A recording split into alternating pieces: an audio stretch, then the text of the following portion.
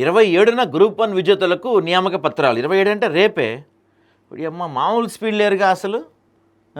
మొన్న కోర్టు తీర్పు వచ్చింది, అర్ధరాత్రి ఏమో ఫలితాలు విడుదల చేశారు, ఇవాళేమో తెల్లారికల్లా వాళ్ళకి నియామక పత్రాలు ఇచ్చేస్తున్నారు. అంటే ఇది ఎందుకు జరుగుతుందంటే ఇట్లా గతంలో కూడా జీవో నెంబర్ 29, జీవో నెంబర్ 55 అనుకుంటా, సబ్జెక్టు కరెక్షన్.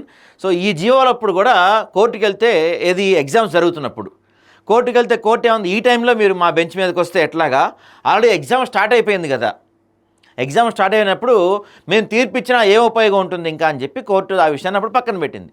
ఇప్పుడు కూడా ఆల్రెడీ కొంతమంది ఎవరైతే మిగతా విద్యార్థులు ఉన్నారో నాన్ ర్యాంకర్స్ వీళ్ళంతా కొంతమంది కోర్టుకి స్పెషల్ పిటిషన్ వేసే పరిస్థితిలో ఉన్నారు. ఈలోపు గవర్నమెంట్ కనుక రేపు నియామక పత్రాలు ఇచ్చేసి వాళ్ళని విధుల్లోకి తీసేసుకుంటే వీళ్ళు ఆ తర్వాత పిటిషన్ వేసిన కోర్టు ఇంకా ఆల్రెడీ అయిపోయింది కదా నియామకాలు కూడా, ఈ టైంలో కలగజేసుకోలేమని చెప్పచ్చు.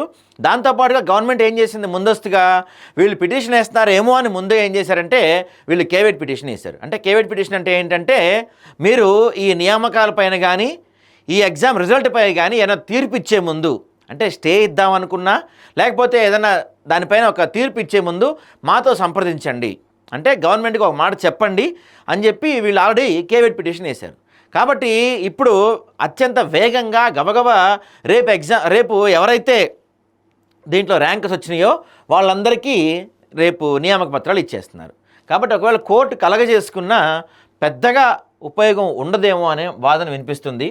కొంతమందికి అన్యాయం జరిగే అవకాశాలు స్పష్టంగా కనపడుతున్నాయి.